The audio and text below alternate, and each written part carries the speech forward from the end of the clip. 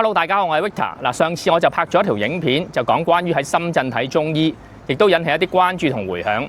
咁今次咧，我就想拍一條影片咧，就講關於喺深圳睇西醫。嗱，喺香港嚟講咧，好多人都知道有一間叫做香港大學深圳醫院，好多朋友咧都會喺嗰度睇醫生。但係除咗呢間之外，我希望都俾多3間大家選擇。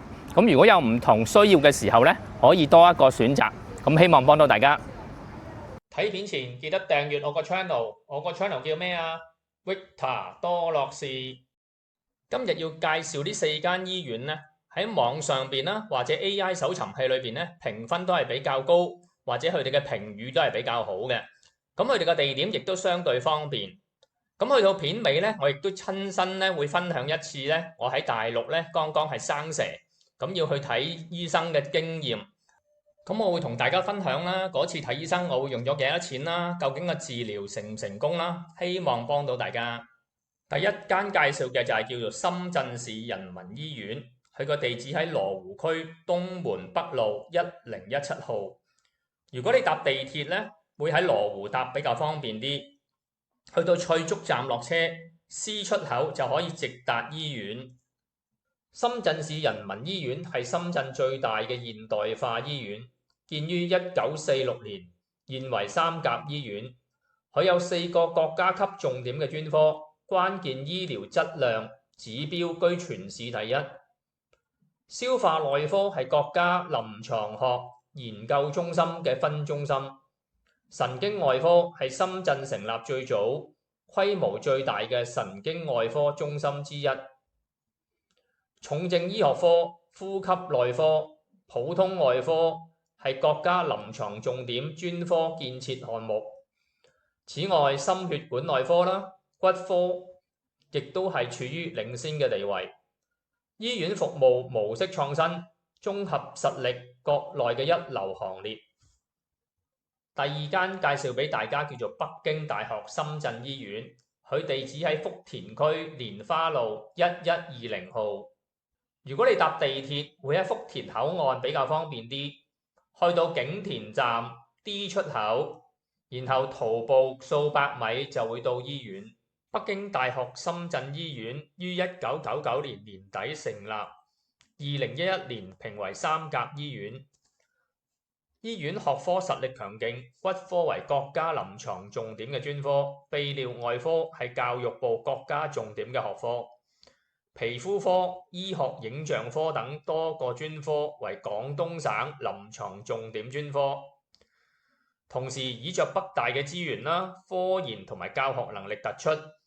婦產科、整形外科、骨科、泌尿外科、心血管內科、皮膚科實力突出，醫療教學科研水平非常高，尤其是係疑難重症嘅診治，係深圳市民心目中信賴嘅品牌。第3間介紹俾大家叫做深圳市第二人民醫院，佢地址喺福田區筍江西路3002號。如果大家搭地鐵，可以喺福田口岸搭到去黃木崗站 C 出口出，徒步1小段就可以直達醫院。深圳市第二人民醫院建於1980年。喺1996年評為3甲醫院，連續6年喺全國3級公立醫院績效考核中等級為 A+，係一所實力強勁嘅綜合性3甲醫院，以骨科同神經外科聞名，係深圳嘅創傷急救中心。骨科、神經外科、燒傷科為國家臨床重點專科，中西醫結合科係國家中西醫協同旗艦。此外，耳鼻喉科、重症醫學科、口腔科等多個專科係省市級臨床重點專科，喺相關疾病治療方面具有深厚實力同豐富經驗。第4間要介紹嘅係香港大學深圳醫院，佢個地址喺福田區海園1路1號。如果你搭地鐵，可以選擇喺福田口岸出發，亦都可以喺深圳灣口岸出發，搭到去深圳灣公園 D2 出口，徒步100米就可以直達醫院。香港大學深圳醫院於2012年營業，2017年晉身3甲，2018年入選廣東省高水平醫院建設單位。佢引進咗香港大學嘅現代化管理模式同埋醫療理念，以國際化、人性化嘅服務著稱。醫院專科實力突出，擁有心血管、神經、腫瘤、骨科、生殖同埋產前診斷5大卓越醫學診療中心。骨科為國家臨床重點專科建設項目，耳鼻喉科喺學科排名中表現優越。醫院係中國大陸首家通過澳大利亞醫療服務標準委員會全機構認證嘅醫院，以管理模式先進、醫療服務優質，多次榮獲亞洲醫院管理獎等殊榮。因環境好、服務佳，獲患者好評。嗱，頭先咧我就介紹咗4間西醫院俾大家啦。其實我就唔係推薦呢4間醫院，只係想俾大家多一個選擇咁解嘅啫。嗱，咁以下落嚟咧，我就想分享一個真實嘅個案俾大家參考。咁有一次咧，我就啱啱喺深圳住啦，咁就朝頭早咧就發現隻腳咧就有啲紅點，咁我就以為敏感啦，就冇理佢。咁點知去到夜晚瞓覺嘅時候咧，就發現有啲刺痛喎。咁我就成晚瞓唔着，咁我諗啊，會唔會係生蛇咧？咁大家都知道啦，因為生蛇咧有48小時嘅黃金時間去治理。咁當時咧，我第一個諗法就話唔返香港住。咁咧，我就喺微信小程式裏邊咧，就 book 咗一間附近嘅醫院啦，就去睇個皮膚科。